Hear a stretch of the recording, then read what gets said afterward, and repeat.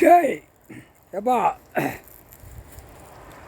மகாராஷ்டிரா மும்பை எங்கள் அண்ணன் கோயில் ஆலயம் சிவன் கோயில் ஆலயம் எப்படி தமிழ்நாட்டில் எப்படி இருக்கார் அது மாதிரி எல்லா நாட்டிலையுமே இருக்கார். தாய் இந்தியா நாடு முழுவதும் ஆந்திரா, கர்நாடகா, கேரளா, உத்தரப்பிரதேசம், இலங்கை, குஜராத்து, மகாராஷ்டிரா, டெல்லி எல்லா இடத்துலையும் இருக்கார். புரிஞ்சுக்கப்பா. இப்போ ஆலயத்து கணக்கு எடுக்கார்.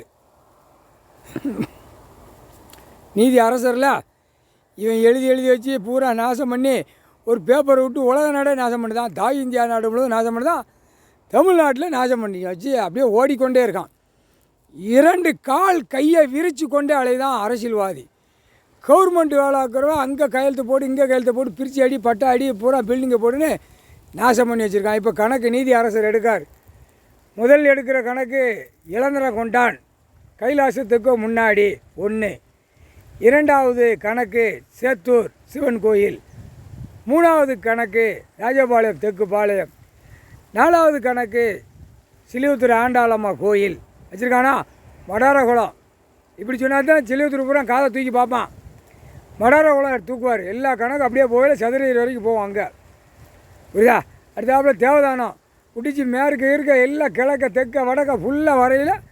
அடுத்தாப்புல எங்கே போவோம், சங்கரங்கோயில் பிடிக்கும். சங்கரங்கோயில் பிடிச்சோடனே கரிவளந்தநல்லூர் வரும் சிவன் கோயில் ஆலயம். இப்படியே போக எல்லாம் ஊட நீதி அரசர் உட்கார்ந்த இடம் பூரா கிழக்கு மேற்கு கிழக்கு தெற்கு வடக்கு தான் எழுதி வச்சுருப்பான். எழுதி வைடா, இல்லைன்னா அடுத்தடுத்து ஜென்ரேஷன் பூரா பாழாக்கிறோன்னு அப்பே நீதி அரசர் கடவுள் எழுதி வச்சுருக்கார். எழுதி வாங்கி வச்சுருக்காரு. இவர் உலக நாடே கையில் வச்சுருக்காரு.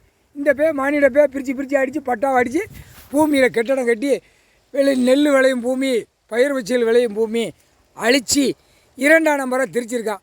அப்போ எல்லா கணக்கும் எடுப்பார். முக்கால் சத்தியம்.